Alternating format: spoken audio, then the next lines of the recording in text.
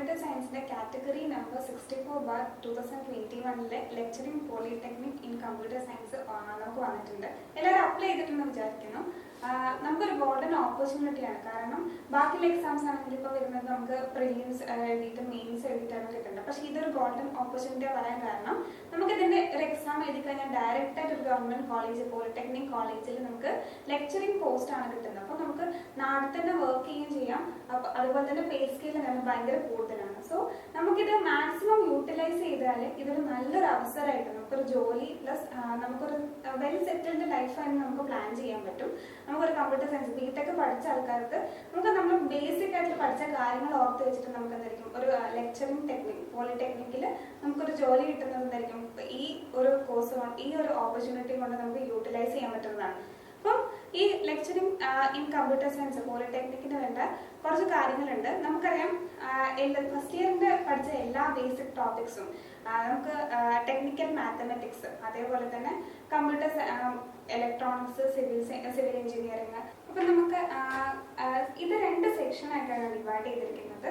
നമ്മൾ ആദ്യം പഠിച്ച ബേസിക് ആയിട്ടുള്ള കാര്യങ്ങൾ, ഫസ്റ്റ് ഇയർ പഠിച്ച ബേസിക് ആയിട്ടുള്ള മാത്തമാറ്റിക്സ്, അതേപോലെ തന്നെ civil engineering, basics of civil engineering, basics of electronics engineering, electrical engineering, ഇതിന്റെയൊക്കെ ബേസിക് നടക്കുന്ന എക്സാമും ഒരു സെക്ഷനും. പിന്നെ നമ്മളെ കമ്പ്യൂട്ടർ സയൻസ് ഡിപ്പാർട്ട്മെന്റ്, കമ്പ്യൂട്ടർ സയൻസിന്റെ മെയിൻ കോർ സബ്ജക്ട് വരുന്ന ഒരു നെക്സ്റ്റ് ഒരു സെക്ഷൻ എയും ബി ആയിട്ട്. അപ്പോൾ എ സെക്ഷനിൽ എന്താണ് എ സെക്ഷനിൽ നമുക്ക് ഈ ബേസിക്സിന് മാത്തമാറ്റിക്സിന്റെ പോയിന്റ്സ് മാർക്ക് എന്ന് പറഞ്ഞാൽ 10 മാർക്സും ബാക്കിയുള്ള basics of civil engineering, electronics engineering, communication, electronics and communication, അതേപോലെ തന്നെ ഇലക്ട്രിക്കൽ, ബാക്കി എല്ലാ ഡിപ്പാർട്ട്മെന്റ്സിലും നമുക്ക് എന്തായിരിക്കും 5 ഈച്ച് മാർക്ക് വെച്ചിട്ട് ഓരോ സെക്ഷൻ. ബേസിക് ഓഫ് സിവിൽ എഞ്ചിനീയറിംഗിന് 5 പോയിന്റ്സ്, പിന്നെ എന്തായിരിക്കും 5 ക്വസ്റ്റ്യൻസ്, പിന്നെ electrical 5 question, electronics 5 question, total 20 questions വരികയാണ്. അപ്പൊ നമുക്ക് 30 ക്വസ്റ്റ്യൻ എന്നാണ് എവിടെ നിന്ന് വരുന്നത്? നമ്മുടെ ഈ ബേസിക്സ് ഓഫ് നമ്മൾ പഠിച്ച കാര്യം, ഫസ്റ്റ് ഇയറിൽ പഠിച്ച കാര്യത്തിൽ നമുക്ക് 30 ക്വസ്റ്റ്യൻ ആണ് ആ സെക്ഷൻ എ സെക്ഷനിൽ വരുന്നത്. പിന്നെ നമ്മുടെ കോർ സബ്ജക്ട്സ്, നമ്മുടെ കമ്പ്യൂട്ടർ സയൻസിന്റെ കോർ സബ്ജക്റ്റുകളിൽ പഠിച്ചു കഴിഞ്ഞാൽ അതിന് എത്ര മാർക്കാണ് കിട്ടുന്നത്? 70 മാർക്സ്. 70 മാർക്സ്. ഇപ്പൊ നമുക്ക് കഴിഞ്ഞ ലെക്ചറിംഗ് പോളിയിൽ ആകെ 3 വേക്കൻസി ഉണ്ടായിരുന്നു. 3 വേക്കൻസിയിൽ 84 അഡ്വൈസസിനെ സെലക്ട് ചെയ്തിട്ട്, അപ്പം ഇപ്രാവശ്യം നമുക്കത് കുറച്ചുകൂടി എക്സ്പെക്ട് ചെയ്യാൻ പറ്റും. നമ്മളെ ഒരു 40+, ഇപ്പൊ 2 വേക്കൻസി ആണുള്ളതെങ്കിൽ അപ്പൊ നമുക്കൊരു 40+ ആൾക്കാരെ റിക്രൂട്ട് ചെയ്യുന്നതായിരിക്കും. കുറെ പോളിടെക്നിക്സ് ഉണ്ട്. അപ്പൊ നമുക്ക് എന്തായിരിക്കും കുറച്ചുകൂടി എക്സ്പെക്ട് ചെയ്യാം നമ്മുടെ റിക്രൂട്ട്മെന്റ്. അപ്പൊ നമുക്ക് ഓരോ മൊഡ്യൂളിലും നമ്മൾ എന്തായിരിക്കും ഫസ്റ്റത്തെ ഈ സെക്ഷൻ ഒഴിവാക്കാൻ വിചാരിക്കരുത്. എല്ലാ സെക്ഷനും നമ്മൾ എന്തായിരിക്കണം ഈക്വൽ ഇമ്പോർട്ടൻസ് കൊടുത്തിട്ട് എല്ലാം ഈച്ച് ആൻഡ് എവറിത്തിങ് ഓരോ ടോപ്പിക്കും നമ്മൾ പഠിച്ചു കഴിഞ്ഞാൽ it will be more helpful. നമുക്ക് കുറച്ചും കൂടി ഹെൽപ്ഫുൾ ആയിരിക്കും. എന്താ വെച്ചാൽ ഇപ്പം നമ്മൾ ഓരോ മൊഡ്യൂളിലും ഇപ്പം നമ്മൾ വിചാരിക്കുകയാണ് ടെക്നിക്കൽ മാത്തമാറ്റിക്സിൽ നല്ല സിമ്പിൾ ആയിട്ടുള്ള ക്വസ്റ്റ്യൻസ് ആയിരിക്കും വരുന്നത്. അപ്പൊ നമുക്ക് കുറച്ചുകൂടി ആൻസർ ചെയ്യാൻ എളുപ്പമാണ്. അപ്പൊ നമ്മൾ വിടാണ്ട് എല്ലാം ജസ്റ്റ് ഒരു 1 ടൈം എങ്കിലും എല്ലാ മൊഡ്യൂൾസും, നമ്മൾ കോർ സബ്ജക്റ്റ് അല്ലാതെ എല്ലാ മൊഡ്യൂൾസും നമ്മൾ എന്തൊക്കെയാണ് നമ്മൾ ചെയ്തു പോകണം. നമ്മൾ എല്ലാ ക്വസ്റ്റ്യൻസും ചെയ്തു പോയാൽ കുറച്ചും കൂടി ഹെൽപ്ഫുൾ ആയിരിക്കും. കാരണം നമുക്ക് ഇമ്പോർട്ടൻ്റ് ആയിട്ടില്ല ടെക്നിക്കൽ മാത്തമാറ്റിക്സിൽ ഇമ്പോർട്ടൻ്റ് ആണ്. നമ്മൾ മെട്രിക്സ് ഒക്കെ പഠിച്ചിട്ടുണ്ട്. മെട്രിക്സിൽ പഠിച്ചിട്ടുണ്ടാൽ നമ്മൾ ബേസിക് ആയിട്ടുള്ള ഓപ്പറേഷൻസ്, മൾട്ടിപ്ലിക്കേഷൻ, അഡീഷൻ, അതേപോലെ തന്നെ ഐഡന്റിഫിക്കേഷൻ ഓഫ് മെട്രിക്സ്, ഏത് മെട്രിക്സാണ് ഐഡന്റിഫൈ ചെയ്യുന്നത്, അതേപോലെ അഡ്ജോയിന്റ്, ഇൻവേഴ്സ്, ട്രാൻസ്പോസ്, ഇങ്ങനെ ബേസിക് ഓപ്പറേഷൻസ് ഒക്കെ വരുന്നത് നമ്മൾ നോക്കിയിട്ടുണ്ട്. അതൊക്കെ ജസ്റ്റ് ഒന്ന് റീകളക്ട് ചെയ്താൽ നമുക്ക് എന്തായിരിക്കും കുറച്ചുകൂടി ഇക്വേഷൻസ് ഒക്കെ ഓർമ്മ വെച്ചാൽ നമുക്ക് വേഗം സോൾവ് ചെയ്യാൻ പറ്റും. അപ്പം ഒരു ക്വസ്റ്റ്യൻ നമ്മളിപ്പോൾ ഏതെങ്കിലും നമ്മൾ വിചാരിക്കുകയാണ് നമ്മൾ മെയിൻ കോർ സബ്ജക്റ്റ് മാത്രമാണ് നോക്കുന്നതെങ്കിൽ നമുക്ക് എന്തായിരിക്കും നമുക്ക് 30 മാർക്സിന് ഇത്ര ഇമ്പോർട്ടൻസ് കൊടുത്തില്ലെങ്കിൽ നമുക്ക് കോർ സബ്ജക്റ്റ് നോക്കുന്ന സമയത്ത് 70 മാർക്സിൽ ഡിഫിക്കൽട്ട് ആയിട്ടുള്ള ക്വസ്റ്റ്യൻസ് ആണ് കൂടുതൽ എക്സ്പെക്ട് ചെയ്യാൻ. നമുക്കറിയില്ല ഇപ്പൊ ഏത് ക്വസ്റ്റ്യൻ ഏത് രീതിയിലാണ് വരുന്നത്. നമുക്ക് ഇഷ്ടപ്പെട്ട ഒരു സബ്ജക്റ്റിന്റെ ചിലപ്പോൾ ക്വസ്റ്റ്യൻസ് എന്തായിരിക്കും ഹാർഡായിരിക്കും. അപ്പം ഹാർഡായിട്ടുള്ള സമയത്ത് നമ്മൾ ഇതിനെന്തായിരിക്കും കുറച്ചും കൂടി നമ്മൾ നോക്കിയിരുന്നെങ്കിൽ എളുപ്പമുള്ള ക്വസ്റ്റ്യൻസ് എന്തായിരിക്കും വേഗം അറ്റൻഡ് ചെയ്യാൻ പറ്റും. നമുക്കപ്പം ഈ ബേസിക്സ് ആയിട്ടായിരിക്കും നമ്മൾ ചോദിക്കുക. അപ്പം ബേസിക്സ് നമുക്ക് എന്തായിരിക്കും എല്ലാം ഒന്ന് നോക്കി പോകുന്നത് നല്ലതായിരിക്കും. അപ്പം ഡിറ്റർമിനൻസ് ആണെങ്കിൽ ടെക്നിക്കൽ മാത്തമാറ്റിക്സിൽ വരുന്ന ടോപ്പിക്സ് ആണ് മെട്രിക്സ്, ഡിറ്റർമിനൻസ്, ബൈനോമിയൽ തിയറി, പിന്നെ എന്തെങ്കിലും ട്രിഗ്നോമെട്രിക് ഫംഗ്ഷൻസ്, പല ട്രിഗ്നോമെട്രിക് ഫംഗ്ഷൻസ് ഉണ്ട്, സൈൻ എ കോസ് ബി, അത് ഐഡന്റിറ്റീസ് ഐഡന്റിഫൈ ചെയ്യുന്നത്, പിന്നെ കോർഡിനേറ്റ് ജോമെട്രി. അപ്പം ഈ ബേസിക്സ് ഓഫ് മാത്തമെറ്റിക്സിൽ നമുക്ക് ഈസി ആയിട്ടുള്ളതായിരിക്കും ബൈനോമിയൽ എക്സ്പാൻഷൻ, കുറച്ചും കൂടി വെയിറ്റേജ് ഉള്ളതാണ് ബൈനോമിയൽ തിയറി, അതേപോലെ തന്നെ മെട്രിക്സും.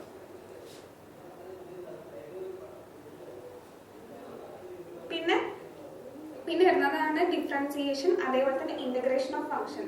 ഡിഫറൻസിയേഷൻ ഏതൊക്കെയാണ്? Limits, continuity, maxima and minima. ഇതൊക്കെ എന്തായിരിക്കും കുറച്ചും കൂടി ഇമ്പോർട്ടൻ്റ് ആണ്. ഇനി നമ്മൾ എന്തായിരിക്കും മാത്സിന്റെ കേസ് കഴിഞ്ഞ് കഴിഞ്ഞാൽ നമുക്കറിയാം basics of civil engineering. Basics of civil engineering എന്ന് പറഞ്ഞാൽ നമുക്ക് എന്തായിരിക്കും അതിൽ കുറച്ച് ചാപ്റ്റേഴ്സ് ആണ് നമുക്ക് നോക്കാനുള്ളത്. മെറ്റീരിയൽസ്, കൺസ്ട്രക്ഷൻ, സർവൈവിംഗ്, പിന്നെ അതേപോലെ തന്നെ ലെവലിംഗ്.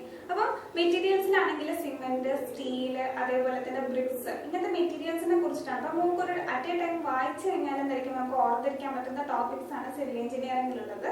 സോ ഒരു 1 ടൈം ഗോ ത്രൂ എങ്കിലും നമ്മൾ ചെയ്തിരിക്കണം. അപ്പം നമുക്കൊരു ഷോർട്ട് നോട്ട് ഉണ്ടാക്കി അങ്ങനെയാണെങ്കിൽ നമുക്ക് എന്തായിരിക്കും നമുക്ക് കുറച്ചും കൂടി എളുപ്പമായിരിക്കും. അറ്റ് എ ടൈം നമുക്ക് ജസ്റ്റ് ആ ഷോർട്ട് നോട്ട് നോക്കിയാൽ മതി. ഇമ്പോർട്ടൻ്റ് ആയിട്ട് വരുന്ന കാര്യങ്ങൾ നമുക്ക് സ്റ്റീലിനെ കുറിച്ചിട്ടുണ്ടാവും, അതേപോലെ തന്നെ സ്റ്റീല്, ബ്രിക്ക്, പിന്നെന്താ കോൺക്രീറ്റ്, ഇങ്ങനത്തെ ബേസിക് ആയിട്ടുള്ള കാര്യങ്ങളാണ് നമ്മൾ ബേസിക്സ് ഓഫ് സിവിൽ എഞ്ചിനീയറിംഗിലെ മെറ്റീരിയൽസ് പാർട്ടിൽ വരുന്നത്.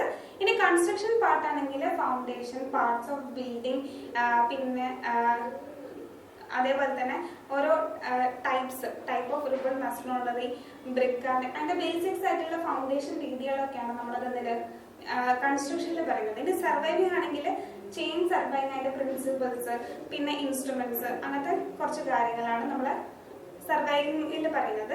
ഇനി ലെവലിംഗ് ആണെങ്കിൽ ലെവലിംഗ് ഇൻസ്ട്രുമെന്റ്സ്, പിന്നെ മോഡേൺ സർവേ, അങ്ങനത്തെ കുറച്ച് കാര്യങ്ങളാണ് നോക്കുന്നത്. അപ്പം നമ്മൾ കുറച്ചും കൂടി ബേസിക്സ് ആയിട്ടുള്ള കാര്യം, നമ്മൾ സിവിൽ എഞ്ചിനീയറിംഗ് നമ്മൾ ബിടെക് ഫസ്റ്റ് ഇയറിൽ പഠിച്ച ഒരു ബേസിക്സ് ഓഫ് സിവിൽ എഞ്ചിനീയറിംഗിന്റെ കാര്യം, മെറ്റീരിയൽസ്, അതേപോലെ തന്നെ കൺസ്ട്രക്ഷൻ, സർവൈവിംഗ് ആൻഡ് ലെവലിംഗ് ആണ് നോക്കേണ്ടത്.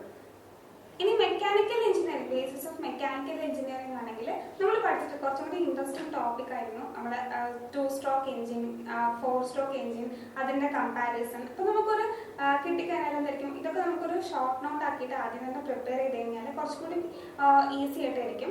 നമ്മളൊരു ഷോർട്ട് നോട്ട് ഉണ്ടാക്കുന്ന സമയത്ത്, ഒരു ടോപ്പിക് ഉണ്ടാക്കുന്ന സമയത്ത് അതിന്റെ ഈസി, മോഡറേറ്റ്, അതേപോലെ തന്നെ ഡിഫിക്കൽട്ട് ആയിട്ടുള്ള ക്വസ്റ്റ്യൻസ് ചെയ്തു പോയാൽ നമുക്ക് ഓർമ്മയിരിക്കും. ആദ്യം തന്നെ ഡിഫിക്കൽട്ട് ആയിട്ടുള്ള ക്വസ്റ്റ്യൻ ചെയ്യണമെന്നല്ല, ഈസി ആയിട്ടുള്ള ക്വസ്റ്റ്യൻസ് കുറച്ചും കൂടി ചെയ്ത് കഴിഞ്ഞാൽ നമുക്ക് എന്തായിരിക്കും ഓർമ്മ നിൽക്കുകയും ചെയ്യും. പല വേരിയസ് ടൈപ്പ് ഓഫ് ക്വസ്റ്റ്യൻസ് നമുക്ക് കയ്യിൽ കിട്ടും. അപ്പം ഇതിന് നോക്കേണ്ട നമ്മൾ മെയിൻ ആയിട്ടുള്ള കാര്യം എന്ന് പറഞ്ഞാൽ 2 സ്ട്രോക്ക് എഞ്ചിൻ, 4 സ്ട്രോക്ക് എഞ്ചിൻ, അതേപോലെ തന്നെ അതിന്റെ കമ്പാരിസൺ, പിന്നെ ഈ പെട്രോൾ ആൻഡ് ഡീസൽ എഞ്ചിൻ, അങ്ങനത്തെ ഫ്ലൈ വീല്, അതേപോലെ തന്നെ ക്ലച്ച്, ഗിയർ ബോക്സ്, അങ്ങനെ ബേസിക്സ് ആയിട്ടുള്ള കാര്യങ്ങളാണ് നമ്മളെ ബേസിക്സ് ഓഫ് മെക്കാനിക്കൽ എഞ്ചിനീയറിംഗ്. ഇനി അതിന്റെ പോലെ തന്നെ നെക്സ്റ്റ് ടോപ്പിക് നമ്മളെ ബേസിക്സ് ഓഫ് മെക്കാനിക്കൽ എഞ്ചിനീയറിംഗിലെ 2 സെക്ഷനിൽ ഒരു സെക്ഷനാണ് അത്. ഇനി സെക്കൻഡ് പറഞ്ഞാൽ ഇമ്പോർട്ടൻസ് ഓഫ് പവർ പ്ലാന്റ്സിന്റെ ഇമ്പോർട്ടൻസ് ആണ് പറയുന്നത്. അതിലെന്തായിരിക്കും നമ്മൾ പവർ പ്ലാന്റ്സിന്റെ ഹൈഡ്രോ ഇലക്ട്രിക് എന്ന് പറഞ്ഞത് ഹൈഡ്രോ ഇലക്ട്രിക് പവർ പ്ലാന്റ് എന്ന് പറഞ്ഞ ഇമ്പോർട്ടൻറ്റ് ടോപ്പിക് ആണ്. അതേപോലെ തന്നെ അതിന്റെ schematic structures, thermal power plant. അപ്പം അതിന്റെ സ്ട്രക്ചറും അതിൽ 2 കാര്യങ്ങളാണ്, തെർമലും അതേപോലെ തന്നെ ഹൈഡ്രോ ഇലക്ട്രിക് പവർ പ്ലാന്റ്. അപ്പൊ 2 പവർ പ്ലാന്റിനെ കുറിച്ചിട്ട് പഠിക്കുന്നുണ്ട്. അപ്പൊ അതിന്റെ കുറച്ചും കൂടി നമുക്ക് എന്തായിരിക്കും ഒരു ഡയഗ്രമാറ്റിക് റെപ്രസെന്റേഷനിൽ അതിലെങ്ങനെയാണ് വർക്കിംഗ് എന്നൊക്കെ നോക്കിക്കഴിഞ്ഞാൽ it will B far better. നമുക്ക് കുറച്ചും കൂടി എളുപ്പമായിട്ട് അറ്റൻഡ് ചെയ്യാൻ പറ്റും അങ്ങനത്തെ ഒരു ക്വസ്റ്റ്യൻസ് ആണ്. പക്ഷെ നമ്മൾ എന്തായിരിക്കും ഒരു ടോപ്പിക് പോലും വിടാണ്ട് നമ്മൾ എല്ലാം കൂടി വർക്ക് ചെയ്യണം. കാരണം ഏതിലാണ് നമുക്ക് ക്വസ്റ്റ്യൻ വരാൻ പറയാൻ പറ്റില്ല. അപ്പൊ നമ്മൾ മിസ് ചെയ്ത് കഴിഞ്ഞാൽ നമുക്ക് അത്രയും കോമ്പറ്റീഷൻ കൂടുതലാണ് ഇന്നത്തെ കാലത്ത്. അപ്പൊ ഇത് കിട്ടിക്കഴിഞ്ഞാൽ എന്തായിരിക്കും ഒരു വെൽ സെറ്റിൽഡ് ജോലിയാണ് നമുക്ക് കയ്യിലുള്ളത്. ഇത്രയും നല്ലൊരു ഗോൾഡൻ ഓപ്പർച്യൂണിറ്റി നെക്സ്റ്റ് ടൈം നമുക്ക് വരില്ല. അപ്പൊ നമുക്ക് കിട്ടിയ ഓപ്പർച്യൂണിറ്റി നമ്മൾ മാക്സിമം യൂട്ടിലൈസ് ചെയ്യുക. കുറച്ചും മെനക്കെട്ടാൽ മതി. അപ്പോഴത്തേക്കും നമുക്ക് എന്തായിരിക്കും നല്ലൊരു ജോലിയാണ് നമ്മളെ മുന്നിലിരിക്കുന്നത്. അപ്പൊ നമ്മൾ കുറച്ചും കൂടി എഫേർട്ട് എടുത്ത് ചെയ്ത് കഴിഞ്ഞാൽ ഇതെന്തായിരിക്കും നമ്മുടെ ബേസിക്, നമ്മൾ ഇത്രയും ബിടെക് 4 വർഷം നല്ല രീതിയിൽ പഠിച്ചു വന്നാൽ നമുക്ക് ഈ ഒരു എക്സാം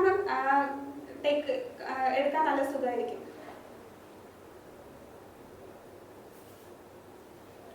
ഇനി ഇലക്ട്രിക്കൽ എഞ്ചിനീയർ ആണെങ്കിൽ നമ്മുടെ idea of basic electrical circuit, അതിന്റെ ലോഡ് സപ്ലൈ, അതേ ഫംഗ്ഷനിങ്, DC സർക്യൂട്ട്, അതിന്റെ DC സർക്യൂട്ട് ഒക്കെ ഇമ്പോർട്ടൻ്റ് ആണ്. Solution of DC circuit, calculation of energy consumption, എനർജീന്റെ കേസിൽ power and energy, units of power and energy. Units of power and energy ഒക്കെ നല്ല ഇമ്പോർട്ടൻറ്റ് ടോപ്പിക്കാണ്. നമ്മളതിൽ കാൽക്കുലേഷൻ ചെയ്യുന്നത് എങ്ങനെയാണ് പവർ കൺസ്യൂം ചെയ്യുന്നത്, അതേപോലെ തന്നെ DC circuit, calculation of energy, it is all very important topic. നമ്മുടെ ഇലക്ട്രിക്കൽ എഞ്ചിനീയറിൽ ആ എങ്ങനെ ചിലപ്പോൾ ഒരു സിമ്പിൾ ക്വസ്റ്റ്യൻ ആയിരിക്കും, നമ്മുടെ യൂണിറ്റ് ഓഫ് പവർ എനർജി അങ്ങനെ കാൽക്കുലേറ്റ് ചെയ്യുന്നതായിരിക്കും. ചിലപ്പോൾ അതിൻ്റെ യൂണിറ്റ് ഏതൊക്കെയാണെന്ന് ചോദിക്കുന്നതായിരിക്കും. സോ നമുക്ക് എന്തൊക്കെയും ഈസി, ആവറേജ്, അതേപോലെ തന്നെ ഡിഫിക്കൽട്ട് ക്വസ്റ്റ്യൻസ് സോൾവ് ചെയ്ത് കഴിഞ്ഞാൽ എല്ലാം ഈസി ആയിരിക്കും. പിന്നെ സർക്യൂട്ട് പാരാമീറ്റേഴ്സ്, ഇത് റെസിസ്റ്റൻസ്, കപ്പാസിറ്റൻസ്, അതേപോലെ തന്നെ ഇൻഡക്റ്റൻസ്, ഇതൊക്കെ നമുക്കൊരു ലോ വെച്ചിട്ട് ഇതിന്റെ മൂന്നും കണക്ഷൻ ഉണ്ട്. അപ്പോൾ ആ ലോ വെച്ചിട്ട് എന്തായിരിക്കും നമുക്ക് ഇത് ഇങ്ങനെയാണ് റിലേഷൻസ് ഒക്കെ കണ്ടുപിടിക്കുന്നത്. അങ്ങനത്തെ കാര്യങ്ങളാണ് നമ്മൾ സർക്യൂട്ട് പാരാമീറ്റേഴ്സിൽ വരുന്നത്. അപ്പം ഈ ബേസിക് കാര്യങ്ങൾ നമ്മൾ എങ്ങനെയാണ് ഇത് കാൽക്കുലേറ്റ് ചെയ്യുന്നത് കുറച്ച് ഓർത്തിരുന്നാൽ നമുക്ക് എന്തായിരിക്കും ഇത് വേഗം ഈ ഒരു സെക്ഷൻ നമുക്ക് വേഗം ചെയ്യാൻ പറ്റും. അതേപോലെ തന്നെയാണ് electrical circuit of an installation, earthing, lighting, protection, ഏതൊക്കെ മെക്കാനിസംസ് ആണ് യൂസ് ചെയ്യുന്നത്. So that all comes under നമ്മുടെ ഇലക്ട്രിക്കൽ എഞ്ചിനീയറിംഗ്. ഇനി electronics engineering, essential of electronics എഞ്ചിനീയറിൽ വരികയാണെങ്കിൽ ആക്റ്റീവ് ആൻഡ് പാസീവ് ഡിവൈസസ്, ഏതൊക്കെയാണ് നമ്മുടെ ആക്റ്റീവ് ഡിവൈസസ് അതേപോലെ തന്നെ പാസീവ് ഡിവൈസസ്, അത് വളരെ ഇമ്പോർട്ടൻ്റ് ആയിട്ടുള്ള ടോപ്പിക്കാണ്. നമ്മുടെ ആക്റ്റീവും പാസീവും ഡിവൈസസ്, പിന്നെ LED working, comparison, SMPS block diagram, അതിൻ്റെ ബ്ലോക്ക് ഡയഗ്രാം, അഡ്വാൻറ്റേജസ്, അതൊക്കെ ഇമ്പോർട്ടൻ്റ് ടോപ്പിക്സ് ആണ്. പിന്നെ സ്റ്റാറ്റിക് ഇലക്ട്രിസിറ്റി, പിന്നെ ഭയങ്കര അതിൽ പറഞ്ഞ നമ്മൾ SMPSന്റെ അഡ്വാൻറ്റേജ്, സ്റ്റാറ്റിക് ഇലക്ട്രിസിറ്റി, പ്രിക്കോഷൻസ്, അങ്ങനത്തെ ബേസിക് കാര്യങ്ങൾ അവിടെ പഠിച്ചു. ഇനി എന്തെങ്കിലും switches is very important topic. നമ്മൾ essential of electrical engineer very important ടോപ്പിക്കാണ് സ്വിച്ചസ്. അതിൻ്റെ ഓൺ ഓഫ് സ്റ്റേജ്, പിന്നെന്താണ് push to off, push to on, അങ്ങനത്തെ ബേസിക് ആയിട്ടുള്ള സ്വിച്ച് വെരി ഇമ്പോർട്ടൻറ്റ് ടോപ്പിക്കാണ്. പിന്നെ മൈക്രോ കൺട്രോൾ, അത് നമ്മൾ മൈക്രോ കൺട്രോൾ നമ്മൾ പഠിച്ചിട്ടുണ്ട്. അപ്പോൾ നമുക്കറിയാം ഇറ്റ് എന്തായിരിക്കും നമ്മുടെ 8086ഉം അതേപോലെ തന്നെ മൈക്രോ കൺട്രോളറൊക്കെ നമ്മൾ ബ്ലോക്ക് ഡയഗ്രാം, 8-bit മൈക്രോ കൺട്രോളറിന്റെ ബ്ലോക്ക് ഡയഗ്രാം, അതിന്റെ വർക്കിംഗ് ഒക്കെ നമ്മൾ പഠിച്ചിട്ടുണ്ട്. അപ്പം നമുക്ക് എന്തായിരിക്കും അതും വെരി ഇമ്പോർട്ടൻറ്റ് ടോപ്പിക്കാണ്. പിന്നെ മൊബൈൽ ടെക്നോളജി, എങ്ങനെയാണ് രണ്ട് ടെക്നോളജി നമ്മൾ കണക്ട് ചെയ്യുന്നത്, നമുക്ക് അതൊക്കെ വേഗം നമുക്ക് മനസ്സിലാക്കാൻ പറ്റും. നമ്മളൊരു കണക്ഷൻ, നമ്മളൊരു മൊബൈൽ യൂസ് ചെയ്യുന്നത് കൊണ്ട് നമുക്ക് എന്തായിരിക്കും ഇപ്പോൾ റിലേറ്റ് ചെയ്തിട്ട് പഠിക്കാൻ പറ്റുന്ന വെരി ഈസി ടോപ്പിക്കാണ് മൊബൈൽ ടെക്നോളജി. അതിൽ CDMA ആൻഡ് GSM, നമുക്കറിയാം നമ്മളൊരു റോമിംഗ് കേസിൽ പോയി കഴിഞ്ഞാൽ എങ്ങനെയാണ് വർക്ക് ചെയ്യുന്നത്, നമുക്ക് റിലേറ്റഡ്, നമ്മളൊരു ലൈഫായിട്ട് റിലേറ്റഡ് ആയിട്ട് പഠിച്ചു കഴിഞ്ഞാൽ it is very easy topic mobile technology. Inverter and UPS block diagram, ആ ഒരു ഇൻവെർട്ടറിന്റെ ബ്ലോക്ക് ഡയഗ്രാം എന്താണ്, compare the inverter and UPS. പിന്നെ battery selection four UPS and inverter. പിന്നെ E-വേസ്റ്റിലാണെങ്കിൽ ഹെൽത്ത് ഹസാർഡ്സ് ഓഫ് E-വേസ്റ്റ് ഒക്കെ വരുന്ന ടോപ്പിക്കാണ്.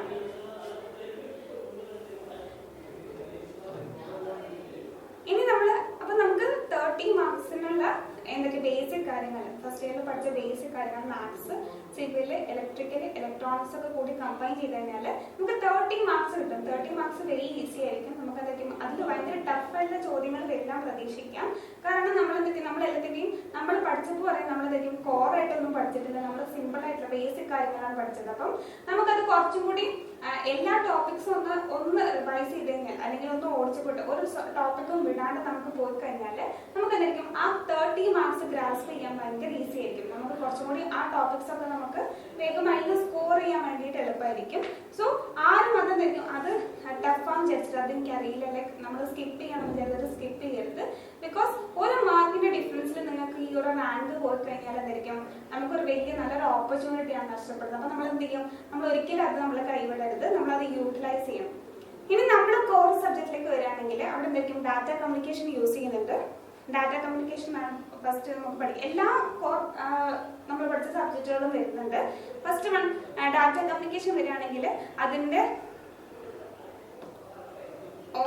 ISO OSI structure, TCP IP structure, പിന്നെ topologies, പിന്നെ കമ്പോണൻസ് നമുക്കറിയാം. ടോപ്പോളജി നമുക്ക് OSI ലെയർ സ്ട്രക്ചർ പഠിച്ചാൽ തന്നെ 7 ലെയേഴ്സ് വരുന്നുണ്ട്. അപ്പൊ 7 ലെയർ നമ്മൾ ഇങ്ങനെ പഠിക്കുന്ന സ്ട്രാറ്റജി നമ്മൾ അനലൈസ് ചെയ്തിട്ട് നമ്മൾ ഇങ്ങനെ ഒരു സ്ട്രാറ്റജി ഡെവലപ്പ് ചെയ്യണം. കാരണം എങ്ങനെയാണെന്ന് വെച്ചാൽ OSI ലെയർ എന്താണ് 7 ലെയേഴ്സ് ഉണ്ട്. അപ്പൊ 7 ലെയേഴ്സിനെ കുറിച്ച് നമ്മൾ പഠിക്കാം. അപ്പൊ നെക്സ്റ്റ് ഇതില് നമുക്ക് ഡാറ്റ ലിങ്ക് ലെയർ വരുന്നത് ഡാറ്റ ലെയറിന്റെ പ്രോപ്പർട്ടീസ് എന്തൊക്കെയാണെന്നുണ്ട് എല്ലാം കൂടി നമ്മൾ സേവ് ചെയ്ത് പഠിക്കണം. അപ്പൊ നമുക്ക് കണക്ട് ചെയ്യാൻ സുഖമായിരിക്കും. നമ്മൾ ഒരു സബ്ജക്ട് പഠിക്കുകയാണെങ്കിൽ അത് നല്ല തറവായിട്ട് ഷോർട്ട് നോട്ട് ഉണ്ടാക്കിയിട്ട് പഠിക്കുകയാണെങ്കിൽ നമുക്കറിയാം. ഇപ്പൊ ഡാറ്റ കമ്മ്യൂണിക്കേഷന്റെ കേസിൽ നമുക്കിപ്പോ ISO OSI ആർക്കിടെക്ചർ പഠിക്കുന്നുണ്ട്.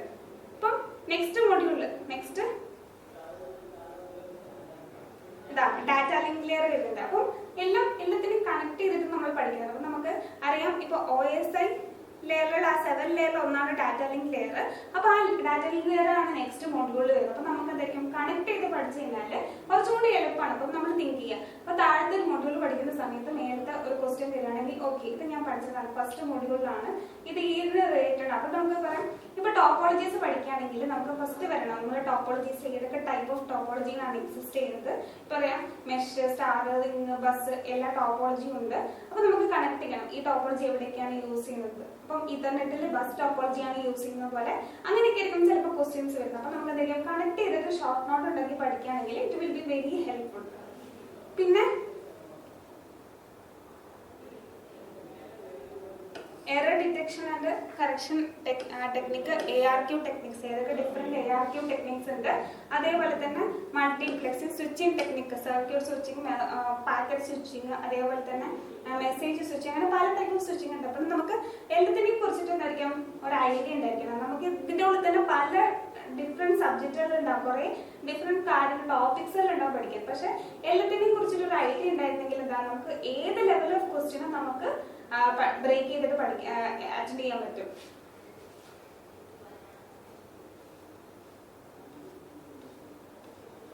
ഇനി കമ്പ്യൂട്ടർ നെറ്റ്വർക്ക്സ് വരികയാണെങ്കിൽ നമ്മൾ കമ്പ്യൂട്ടർ നെറ്റ്വർക്കിൽ എന്ത് പറഞ്ഞു data link layer already OSI പഠിക്കുന്ന സമയത്ത് ഡാറ്റ ലിങ്ക് ലെയർ പഠിക്കണം. അപ്പൊ നമുക്ക് അതിന്റെ നെക്സ്റ്റ് ടോപ്പിക് മാക്കിന്റെ സബ് ലെയർ CSMA/CD, പിന്നെ ഇതർനെറ്റ്, IEEE സ്റ്റാൻഡേർഡ്സ്. പിന്നെ വെരി ഇമ്പോർട്ടന്റ് ടോപ്പിക് ആണ് നമുക്ക് എല്ലാവർക്കും അറിയണം ഈ IP വേർഷൻ 4ഉം IP വേർഷൻ 6ഉം. പിന്നെ അതിന്റെ ക്ലാസ് സബ്നെറ്റിംഗ്, ഓരോ ക്ലാസ്സും നമുക്ക് ഈ ഓരോ മാസം എടുത്ത് ഏത് ക്ലാസ്സിലാണ് വരുന്നത് ആ ക്ലാസ്സിന്റെ അഡ്രസ് നമുക്ക് ക്വസ്റ്റ്യൻ വരും. ഇന്നത്തെ ഏത് ക്ലാസ്സിലാണ് സെക്ഷൻ, ഈ ഒരു നമ്പർ 192 മുതൽ ഉള്ളത് ഏത് ക്ലാസ്സിലാണ് ബിലോങ് ചെയ്യുന്നത്. അപ്പൊ നമുക്ക് എങ്ങനെയാണ് അത് ഐഡന്റിഫൈ ചെയ്യുന്നത്, അങ്ങനത്തെ ക്വസ്റ്റ്യൻസ് എക്സ്പെക്ട് ചെയ്യും. So it is very important topic. നമ്മുടെ കമ്പ്യൂട്ടർ നെറ്റ്വർക്സിൽ ഒരു വെരി ഇമ്പോർട്ടന്റ് ടോപ്പിക് ആണ് IP വേർഷൻ 4ഉം 6ഉം സബ്നെറ്റിംഗ് ഒക്കെ. പിന്നെ വെരി ഇമ്പോർട്ടന്റ് ടോപ്പിക് ആണ് നെറ്റ്വർക്ക് മാനേജ്മെന്റ് ഡിവൈസസ്. അതിൽ റിപ്പീറ്റർ, സ്വിച്ച്, റൗട്ടർ, ഗേറ്റ്വേ, അതേപോലെ തന്നെ പ്രോട്ടോകോൾസിൽ വരുന്നത് HTTP protocol, FTP protocol, Telnet protocol.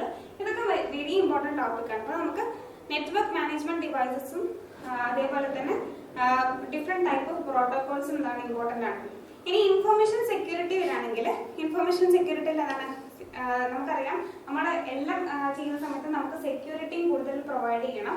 ആ വരുന്ന ടോപ്പിക്സ് ആണ് ഇൻഫർമേഷൻ സെക്യൂരിറ്റിയിൽ വരുന്നത്. നമുക്ക് digital signature, RSA algorithm, symmetric encryption, asymmetric encryption, CIA triad, അങ്ങനത്തെ ബേസിക് കാര്യങ്ങൾ. പിന്നെ ഇതിനെ പ്രൊട്ടക്ട് ചെയ്യാനുള്ള കാര്യങ്ങൾ, firewall, denial of services, intrusion detection system. അപ്പൊ നമുക്ക് ഇങ്ങനെ പ്രോബ്ലംസ് അറ്റാക്കിങ്ങൾ ഉണ്ടായി കഴിഞ്ഞാലും അതിനെങ്ങനെ പ്രൊട്ടക്ട് ചെയ്യുന്ന മെക്കാനിസങ്ങളും പറയുന്നതാണ് ഇൻഫർമേഷൻ സെക്യൂരിറ്റി. സോ ഇതൊക്കെ പഠിക്കാൻ ഭയങ്കര ഇൻട്രസ്റ്റ് ആണ്. കണക്ട് ചെയ്തിട്ട് പഠിച്ചു കഴിഞ്ഞാൽ ഇപ്പൊ നമുക്ക് ഇങ്ങനത്തെ പ്രോബ്ലം ഉണ്ട്, ഇങ്ങനത്തെ ഒരു പ്രോബ്ലത്തിന് ഇങ്ങനെയാണ് സൊല്യൂഷൻ. അപ്പൊ സൊല്യൂഷൻസ് ഒക്കെ നമ്മൾ ഇങ്ങനെ ഷോർട്ട് നോട്ട് ആക്കിയിട്ട് എഴുതുകയാണെങ്കിൽ it will be very helpful.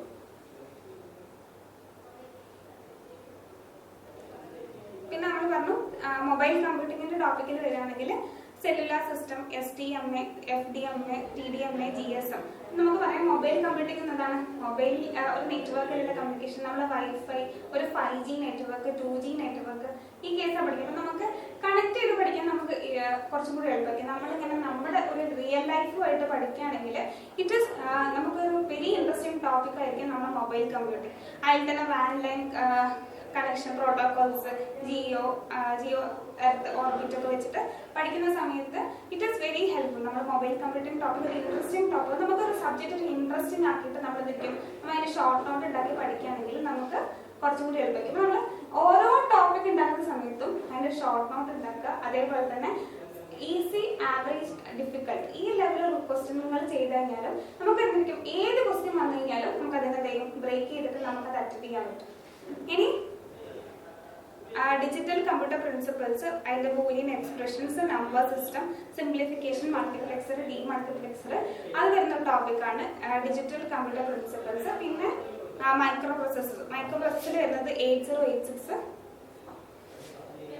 Architecture of 8086, പിന്നെ റിസ്ക് പ്രോസസ്സും ഹൈപ്പർ ത്രെഡിങ് ഒക്കെ നല്ല ഇമ്പോർട്ടന്റ് ആയിട്ടുള്ള ടോപ്പിക്കാണ്. 8086ഉം എപ്പോഴും ക്വസ്റ്റ്യൻ വരുന്ന സെക്ഷനാണ്. പിന്നെ റിസ്ക് ഈ ഒരു ഏരിയയും കുറച്ചും കൂടി ഫോക്കസ് ചെയ്യേണ്ട ഏരിയ ആണ്. പിന്നെ വരുന്ന കമ്പ്യൂട്ടർ സയൻസിൽ ഫോക്കസ് ചെയ്യുന്ന പോർഷനാണ് കമ്പ്യൂട്ടർ ആർക്കിടെക്ചർ. നമുക്കറിയാം കമ്പ്യൂട്ടർ ആർക്കിടെക്ചറിൽ ഇത് വരുന്നതാണ് അസംബ്ലർ, ഡയറക്റ്റീവ്, അതേപോലെ തന്നെ മൈക്രോ കമ്പ്യൂട്ടർ, മൾട്ടി പ്രോസസ്സർ, പിന്നെ എന്തായിരിക്കും hardware control, micro pipe lining. ഈ പൈപ്പ് ലൈനിങ് ഒക്കെ ഇമ്പോർട്ടൻറ്റ് ടോപ്പിക്കാണ്.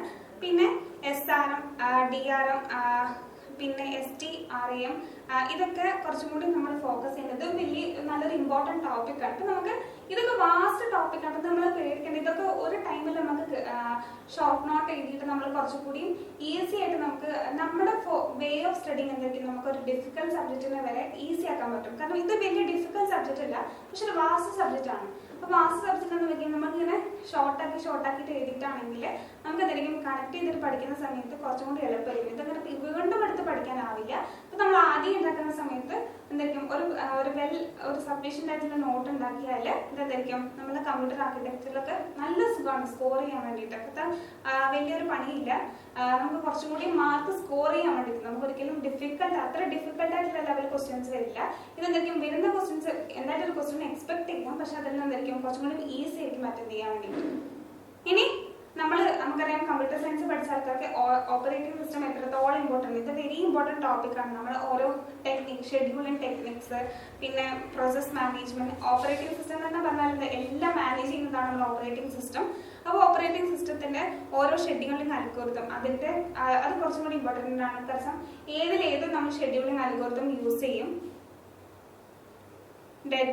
ഒരു ഡെഡ് ലോക്ക് വന്നു കഴിഞ്ഞാൽ എങ്ങനെ അറ്റൻഡ് ചെയ്യും, അതിന് ഡെഡ് ലോക്ക് ഉണ്ടാവും. Page allocation, page replacement algorithm, പിന്നെ കണ്ടിന്യൂസ് മെമ്മറി അലോക്കേഷൻ.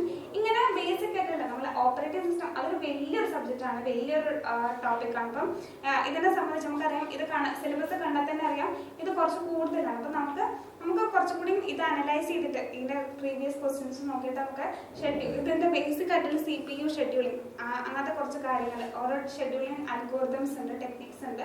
അതും ഡെഡ് ലോക്ക്, പിന്നെ പൈപ്പ് ലൈനിങ്, അതേപോലെ തന്നെ പേജ് അലോക്കേഷൻ, ഇതൊക്കെ കുറച്ചും കൂടി ഇമ്പോർട്ടൻ്റ് ആയിട്ടുള്ള ടോപ്പിക്സ് ആണ് നമ്മുടെ ഓപ്പറേറ്റിംഗ് സിസ്റ്റത്തിൽ.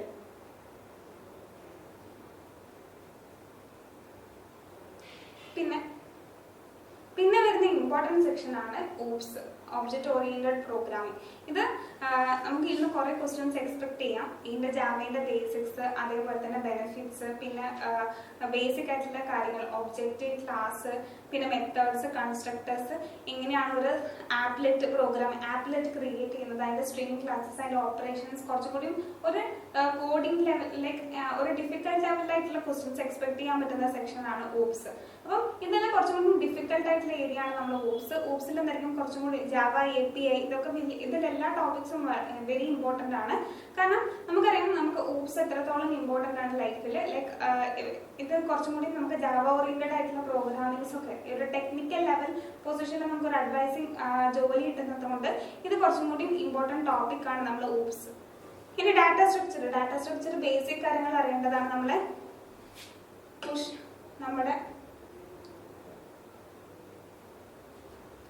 ഒരു സ്റ്റാക്ക് എങ്ങനെയാണ്, അറേ എങ്ങനെയാണ് റെപ്രസെന്റ് ചെയ്യുന്നത്, അതേപോലെ തന്നെ ക്യൂ, DQ, ലിങ്ക് ലിസ്റ്റ്, ഇതിന്റെയൊക്കെ നമുക്കെന്തായിരിക്കും നമുക്കൊരു ഐഡിയ തരുന്നതാണ് data structure. Different type of data structure exist ചെയ്യുന്നുണ്ട്. നമ്മുടെ അറേ, അതേപോലെ തന്നെ ക്യൂ, ഇങ്ങനത്തെ ബൈനറി സെർച്ച് ട്രീ, അതിൽ കുറെ ഓപ്പറേഷൻസ് വരുന്നുണ്ട്. സോ ഈ OOPSും അതേപോലെ തന്നെ ഈ ഡാറ്റാബേസസ് ഒക്കെ നമ്മളെ ഡാറ്റ സ്ട്രക്ചേഴ്സ് ഒക്കെ കുറച്ചും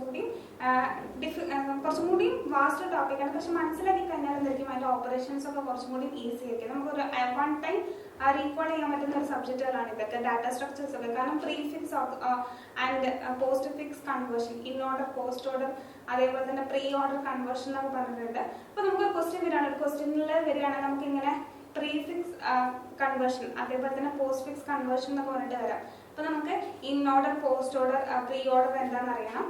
സോ ആ രീതിയിൽ കുറച്ചും കൂടി ഡീറ്റെയിൽ ആയിട്ട് അറിയേണ്ട സെക്ഷനാണ് ഡാറ്റ സ്ട്രക്ചർ.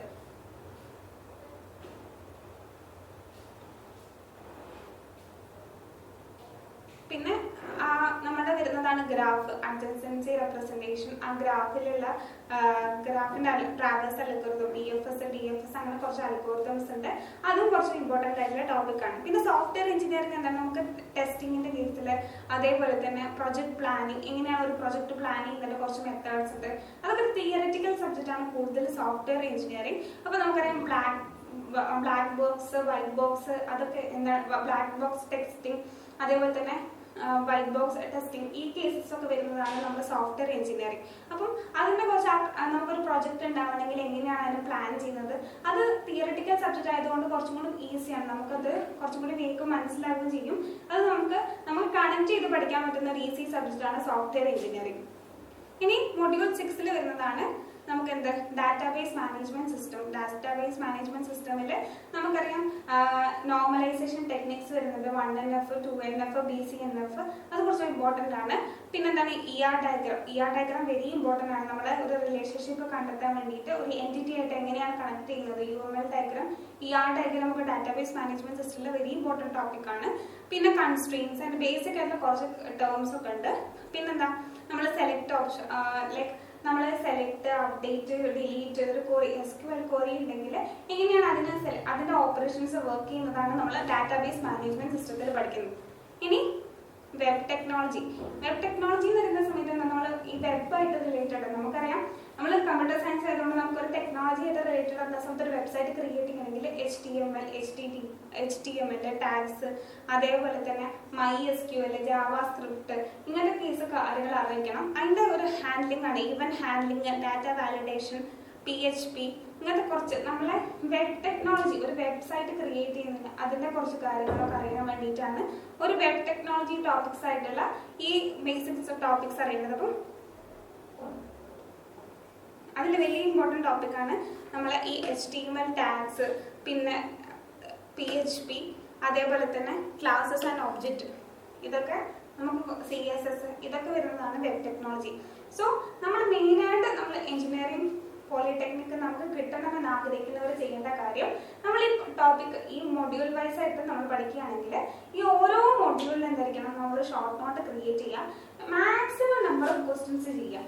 ഇപ്പോൾ ഒരു ടോപ്പിക് പഠിച്ചു കഴിഞ്ഞാൽ അതിൻ്റെ ഈസി, മോഡറേറ്റ്, അതേപോലെ തന്നെ ഹൈ ലെവൽ ക്വസ്റ്റ്യൻസ് ചെയ്ത് കഴിഞ്ഞാൽ ഏതൊരു ഡിഫിക്കൽട്ട് ക്വസ്റ്റ്യൻ, ഇപ്പം നമുക്കറിയാം PSC കുറച്ചും കൂടി ഹൈ ലെവൽ ക്വസ്റ്റ്യൻസ് ആണ് വരുന്നത്. അപ്പം നമുക്ക് എക്സ്പെക്ട് ചെയ്യാൻ പറ്റില്ല ഏത് ലെവൽ ഓഫ് ക്വസ്റ്റ്യൻസ് ആണ് വരുന്നത്. അപ്പം ഓരോ ടോപ്പിക്കും നമ്മൾ വിടാണ്ട് അതിൻ്റെ മാക്സിമം നമ്മൾ യൂട്ടിലൈസ് ചെയ്യാൻ വേണ്ടിയിട്ട് ഓരോന്നിൻ്റെയും നമ്മൾ ക്വസ്റ്റ്യൻസ് ഈസി, മോഡറേറ്റ്, അതേപോലെ തന്നെ ഹൈ ഡിഫിക്കൽട്ട് ലെവൽ ക്വസ്റ്റ്യൻസ് ആക്കിയിട്ട് നമ്മൾ ചെയ്യുകയാണെങ്കിൽ നമുക്ക് എന്ത് ചെയ്യാം, നമുക്ക് മാർക്ക് സ്കോർ ചെയ്യുകയും നമുക്ക് ഓർമ്മയിരിക്കുകയും ചെയ്യും. അപ്പം നമ്മൾ ഒരു ഡെയിലി ഒരു 10 ക്വസ്റ്റ്യൻസ് ഒക്കെ വെച്ചിട്ട് നമ്മൾ എന്തായിരിക്കും ഓരോ ടോപ്പിക്കിന്റെ ചെയ്യുകയാണെങ്കിൽ നമുക്ക് കുറച്ചും കൂടി ഈസി ആയിരിക്കും.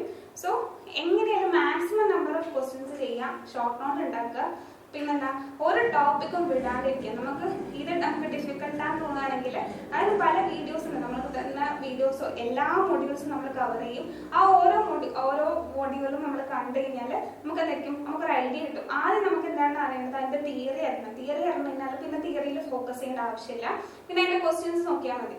അപ്പം തിയറി കുറച്ച് അറിഞ്ഞു വെച്ചിട്ട് നമുക്കറിയാം ക്വസ്റ്റ്യൻസ് ചെയ്യാം. അപ്പോൾ ക്വസ്റ്റ്യൻസ് ചെയ്ത് കഴിഞ്ഞാൽ നമുക്ക് പ്രീവിയസ് ഇയർ ക്വസ്റ്റ്യൻസ് പേപ്പർ നോക്കിയിട്ടാണെങ്കിലും നമുക്ക് ഒരു തിയറിനെ കുറിച്ച് പുതിയ ടോപ്പിക് വരികയാണെങ്കിൽ പുതിയ ക്വസ്റ്റ്യൻസ് വരികയാണെങ്കിൽ എന്താണ്, നമുക്ക് തിയറി ബേസ് കുറച്ചൊരു ബേസ് ലെവൽ നമുക്ക് എല്ലാം അറിയാമെന്നുണ്ടെങ്കിൽ കുറച്ച് പ്രോബ്ലംസ് ചെയ്ത് കഴിഞ്ഞാൽ എന്ത് ചെയ്യും, നമുക്ക് കുറച്ചും കൂടി എളുപ്പമായിരിക്കും എക്സാം. എന്തായാലും ഈ എക്സാം ഇത്രയും നല്ലൊരു ഗോൾഡൻ ഓപ്പർച്യൂണിറ്റി ആയതുകൊണ്ട് നമ്മൾ മാക്സിമം എഫേർട്ട് എടുക്കും. നമ്മൾ ഹാർഡ് വർക്കിന് എന്തായിരിക്കും നമുക്കിത് കിട്ടും. അപ്പം കിട്ടാൻ എന്തായിരിക്കും, നമ്മൾ പരിശ്രമിച്ചാൽ മതി. നമ്മൾ ഓരോ ക്വസ്റ്റ്യൻസ് ചെയ്തിട്ടും നമ്മൾ എന്തായിരിക്കും ഈ ഷോർട്ട് നോട്ട് ഉണ്ടാക്കിയിട്ട് നമ്മൾ ട്രൈ ചെയ്താൽ എന്തായിരിക്കും നമുക്ക് എല്ലാവർക്കും ഈ ഒരു പോസ്റ്റിലേക്ക് നമുക്കൊരു ജോയിൻ ചെയ്യാൻ പറ്റും.